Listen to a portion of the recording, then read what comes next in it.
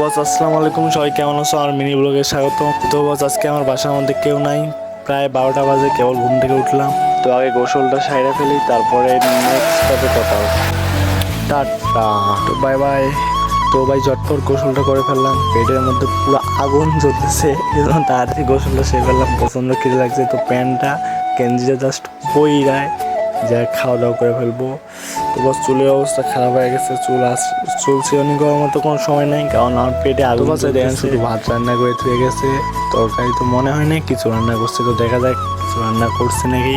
তো ওই কোনারে একটা ডিম পড়ে আছে, দেখা যাক। তো ভাই কিছু করার নেই, ডিমটা ভাইজাই খাইতে হবো। ছোটোবেলা থেকে বাসায় কেউ না থাকলে আমি এইরকম করে খাই। বাট আজকে প্রথম ব্লগ আমার ইউটিউবের মধ্যে। আর আপনি যদি ইউটিউবে এই চ্যানেলের মধ্যে প্রথম হন তো অবশ্যই চ্যানেলটা সাবস্ক্রাইব করে রাখবেন। আর ওই প্রথম ব্লগটা কীরকম হবে জানি না, বাট ভালো করার চেষ্টা করব। তো ভাই ডিম মরিচ পিস কাটার কোনো সময় নেই, ডিমটা শুধু মামলেট করে খেয়ে ফেলবো। তো চলেন। তো অবশ্য আমি ভাত খাই না, শুধু 60 গ্রাম চালে ভাত খেয়ে ফেলবো এখন। আমি ভাত খুব কম খাই, তাই চেহারা অবস্থা এখন। তো বস প্রায় ডিম ভাজা প্রায় শেষ হয়ে গেল। চলেন ভাতটা আগে খাই, খেয়ে আপনার সামনে আসছে। ঠিক আছে, টাটা।